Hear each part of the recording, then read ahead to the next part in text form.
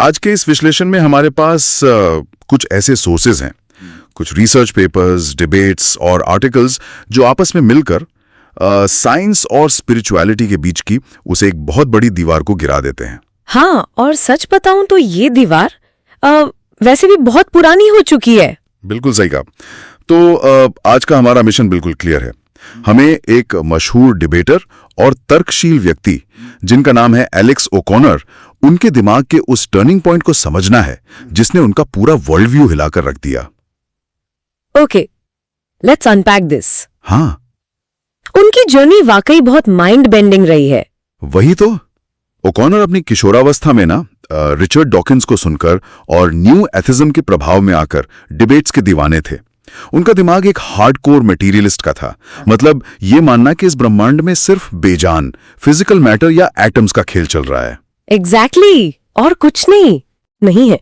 अगर हम फिलॉसफी के डीप सोर्सेज में जाएं ना, तो ये दरअसल सदियों पुराने दर्शन की एक वापसी है। मतलब आप हिस्ट्री की तरफ इशारा कर रही हैं? हाँ, जैसे वेस्टर्न हिस्ट्री में हम थेल्स को पहला फिलोसोफर मानते हैं, तो उनका नजरिया भी इससे बहुत मिलता जुलता था।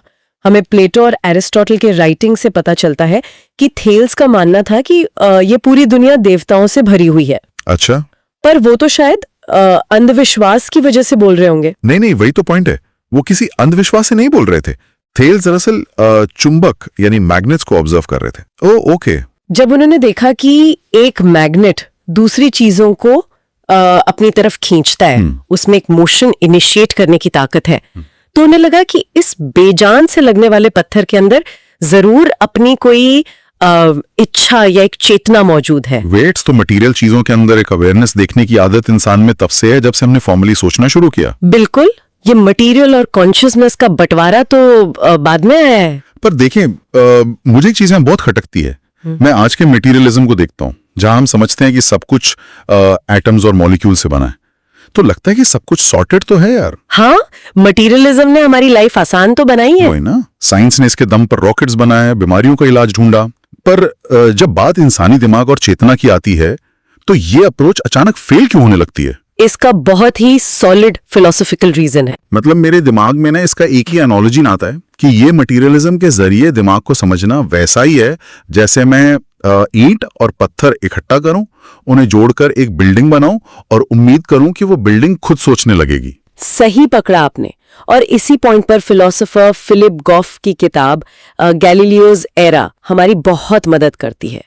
गॉफ समझाते हैं कि ये बिल्डिंग वाली प्रॉब्लम आज की नहीं है, बल्कि सदियों पुरानी एक कैटेगरी एरर का नतीजा है। Category error? वो कैसे? जब गैलीलियो आधुनिक विज्ञान की नींव रख रहे थे ना, तो उन्हें ब्रह्मांड को मैथ्स की भाषा में समझाना था। उन्होंने कहा कि अगर दुनिया को मापना है तो हमें सिर्फ उन चीजों पर फोकस करना होगा जिन्हें नंबर्स में बदला जा सके। जैसे किसी चीज का आकार या वजन। Exactly, size, weight, motion. पर जब उन्होंने इंसान के अंदर के अनुभवों को देखा, जैसे किसी दर्द का एहसास या एक फूल की महक, तो उन्हें समझ आ गया कि इन सब्जेक्टिव फीलिंग्स को किसी मैथ्स इक्वेशन में फिट नहीं कर सकते। तो फिर उन्होंने किया क्या? उन्होंने इफेक्टिवली कॉन्शियसनेस को उस मैथमेटिकल यूनिवर्स के मॉडल से ही बाहर निकाल दिया। उन्होंने कह दिया कि ये सब दिमाग का इल्यूजन है, और इसका नतीजा ये हुआ कि हमारी सोच ऐसी बन गई जहां सब कुछ सिर्फ बेजान एटम्स के टकराने से बना है। अरे वाह, मतलब साइंस के टूल्स डिजाइन ही ऐसे हुए हैं कि वो फीलिंग को ट्रैक ही नहीं कर सकते। पर सोर्सेज में एक टर्म और था, मेटाफिजिकल इमर्जेंस। ये क्या है? साइंस इसको इतना रेजिस्ट क्यों करती है? देखिए, मेटाफिजिक्स में इमर्जेंस का मतलब होता है कि कुछ बेसिक चीजों को मिलाकर एक ऐसी चीज पैदा हो जाए जो उन बेसिक चीजों में थी ही नहीं, और लोग इसे रेजिस्ट इसलिए करते हैं क्योंकि मटेरियलिज्म यहाँ वही श्रेणी की गलती या कैटेगरी एरर करता है जिसका मैंने जिक्र किया। थोड़ा और प्रैक्टिकली समझाएंगे इसको? हाँ, जैसे आप मान लीजिए कि मैं आपसे कहूं कि आप 2, 4, 6 और 8 को किसी कॉम्प्लेक्स मैथ्स इक्वेशन में डालिए और रिजल्ट में मुझे संतरी रंग या एक अनार निकाल कर दीजिए। वो तो पॉसिबल ही नहीं है। मैथ से फ्रूट थोड़ी निकलेगा। बिल्कुल नहीं निकलेगा, क्योंकि नंबर्स एक अलग कैटेगरी है और रंग या फल एक बिल्कुल अलग कैटेगरी है। मेटाफिजिकल इमर्जेंस का मतलब ये मानना होगा कि बेजान एटम्स को बस एक खास तरीके से जोड़ने से अचानक फर्स्ट पर्सन एक्सपीरियंस पैदा हो जाएगा, जो कि देखा जाए तो असंभव लगता है। हाँ, लॉजिकली असंभव है। अगर मटेरियलिज्म काम नहीं कर रहा और बॉडी और माइंड को अलग मानने वाले ड्यूअलिज्म में भी तकलीफ है, तो बचा क्या? Here's where it gets really interesting, क्योंकि यहाँ पैनसाइकिज्म की एंट्री होती है, जो कि पढ़ने में बहुत ही अजीब लगता है शुरू में। पैनसाइकिज्म दरअसल एक बहुत ही बोल्ड फ्रेमवर्क है, पर यहाँ हमें एक फर्क समझना पड़ेगा। ये आइडियलिज्म नहीं है। आइडियलिज्म मतलब जैसे बर्कले वगैरह मानते थे कि दुनिया है ही नहीं, बस माइंड का ख्याल है। सही कहा। पैनसाइकिस्ट ऐसा नहीं मानते। वो मानते हैं कि दुनिया सच में वहां बाहर है, टेबल, कुर्सी, पत्थर सब रियल हैं, पर इन फिजिकल चीजों का जो फाउंडेशन है ना, वो बेजान नहीं है, बल्कि चेतना है। पर पता है क्या, जब कोई आम इंसान सुनता है कि एटम्स कॉन्शियस हैं, तो उसका दिमाग कार्टूनिश इमेजेस पर चला जाता है। हमें लगता है एटम बैठ के अपनी EMIs के बारे में सोच रहा होगा। हाँ, ये सबसे कॉमन मिसकंसेप्शन है। मतलब हमें उस इंसानी लेंस को हटाना पड़ेगा। अगर हम इंसानी चेतना से देखना, सुनना और सबसे बड़ी बात यादें हटा दें, तो क्या बचेगा? ये वैसा ही है जैसे एक लग्जरी कार को स्ट्रिप डाउन करके उसका सिर्फ उसका बेयर मेटल ढांचा छोड़ दिया जाए। सही कहा। और इसी बात को ओकॉनर भी एक थॉट एक्सपेरिमेंट के जरिए एक्सप्लेन करते हैं। ओकॉनर कहते हैं कि एक ऐसी स्थिति की कल्पना करें जहां किसी इंसान के दिमाग में कोई मेमोरी बनती ही नहीं, एकदम जीरो मेमोरी। हाँ, एकदम जीरो। और सोचिए वो इंसान हवा में आसमान से गिर रहा है। अब बिना किसी पास्ट मेमोरी के उसको तो ये भी पता नहीं चलेगा कि वो गिर रहा है। वेट, क्योंकि गिरने का एहसास होने के लिए याद होना चाहिए कि 1 सेकंड पहले मैं ऊपर था। एग्जैक्टली। तो उसे घबराहट भी नहीं होगी, पर फिर भी उस एक पल में वो डेड तो नहीं है ना। उसके अंदर एक डीप इजनेस है, एक बिल्कुल शुद्ध अवेयरनेस। यही वो मिनिमल चेतना है जो पैनसाइकिस्ट मानते हैं कि एटम्स में होती है। What's fascinating here is कि हम लोग चेतना को कितना ज्यादा ओवर कॉम्प्लिकेट कर देते हैं। हम कॉन्शियसनेस को दर्द, यादों और एंजाइटी से जोड़ते हैं, पर आदि चेतना यानी फाउंडेशनल कॉन्शियसनेस तो बेहद सरल होती है। बेहद सरल और बेहद शुद्ध। पर फिर एक और सवाल उठता है, अगर पूरे ब्रह्मांड में एक जैसी प्योर अवेयरनेस है, तो सदियों से लोग जिसे भगवान कहते आए हैं, क्या वो यही चीज है? देखिए, अगर आप फिलॉसफी की नजर से देखें तो हाँ, आप इसे स्पिनोजा के पैंथीज्म से जोड़कर देख सकते हैं। स्पिनोजा का वो आइडिया जहां सब कुछ मिलके ही ईश्वर है। बिल्कुल। हम जब मिस्टिकल एक्सपीरियंसेस की बात सुनते हैं ना, तो हमें लगता है कि कोई बर्निंग बुश होगी या आसमान से आवाज आएगी, पर सच में ऐसा नहीं होता।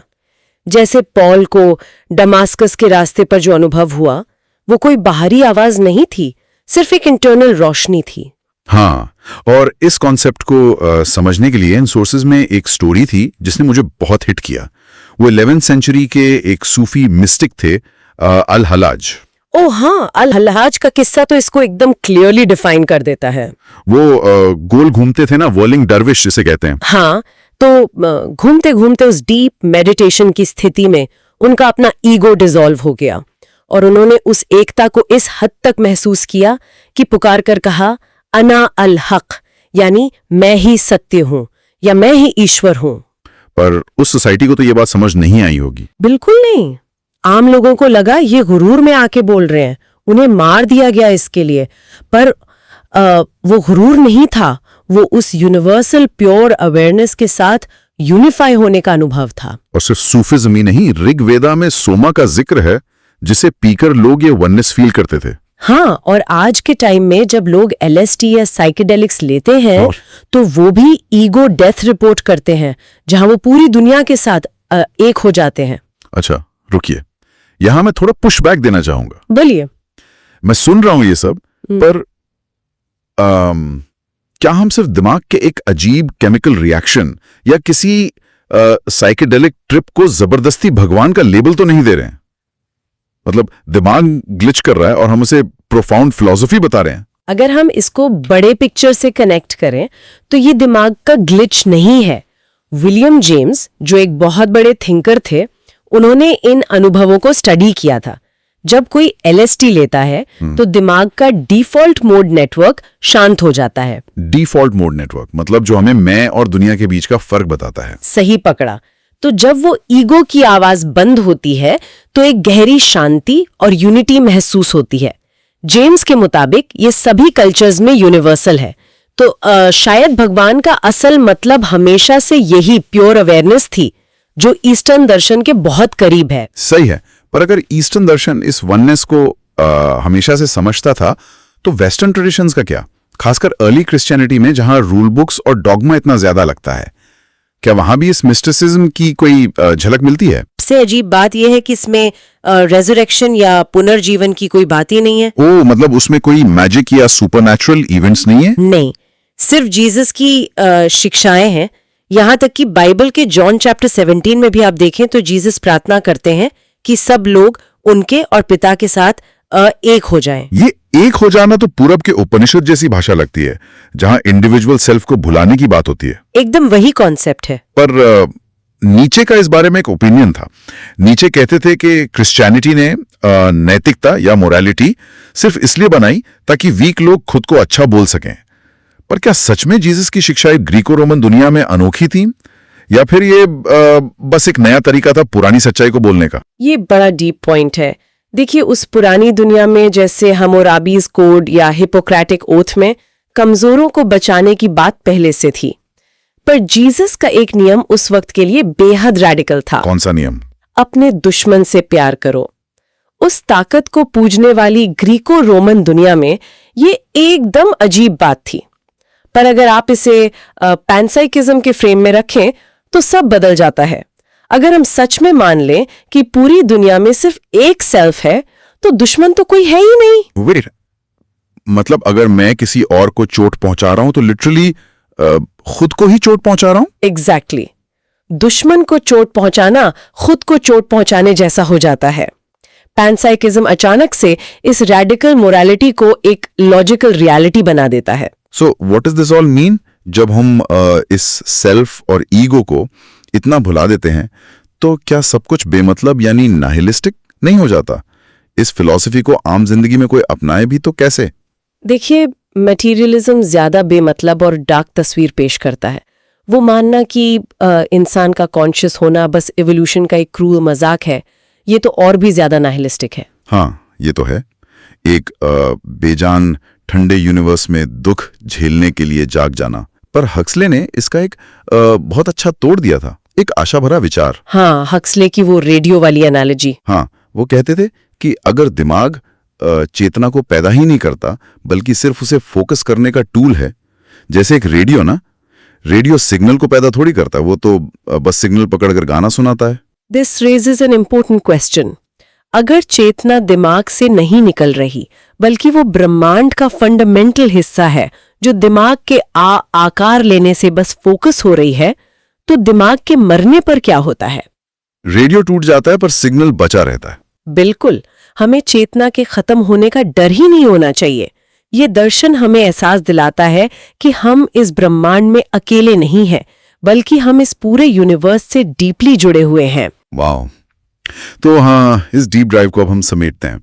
आज हमने देखा कि कैसे इनर्ट एटम्स और बेजान मटेरियलिज्म से निकलकर एक मॉडर्न थिंकर वापस उस सदियों पुराने विचार पर लौट रहा है जहां पूरी रियलिटी अवेक है। पैनसाइकिज्म से लेकर सूफी मिस्टिक्स और एंशिएंट टेक्स्ट तक सब कुछ एक ही प्योर अवेयरनेस की तरफ इशारा कर रहा है, एक सच्ची यूनिवर्सल यूनिटी। हाँ। और इस विश्लेषण को खत्म करते हुए मैं सुनने वालों के दिमाग में एक आखिरी विचार छोड़ना चाहता हूं। अगर इस ब्रह्मांड का हर एक एटम एक छोटी सी शुद्ध अवेयरनेस रखता है जिसमें कोई मेमोरी नहीं होती और हमारा दिमाग सिर्फ उस अवेयरनेस पर फिल्टर लगाता है, तो जरा सोचिए। क्या सोचिए? रात में जब हम सबसे गहरी बिना सपनों वाली नींद में होते हैं, यानी डीप ड्रीमलेस स्लीप में, तब तो कोई मेमोरी या ईगो एक्टिव नहीं होता। तो क्या उस वक्त हमारी चेतना वापस उस सबसे शुद्ध बेनाम एटम जैसी स्टेट में चली जाती है? क्या वो गहरा शून्य, वो नथिंगनेस ही इस ब्रह्मांड और भगवान का सबसे सच्चा और आखिरी रूप है? इसी सवाल के साथ हम इस चर्चा को यहीं समाप्त करते हैं।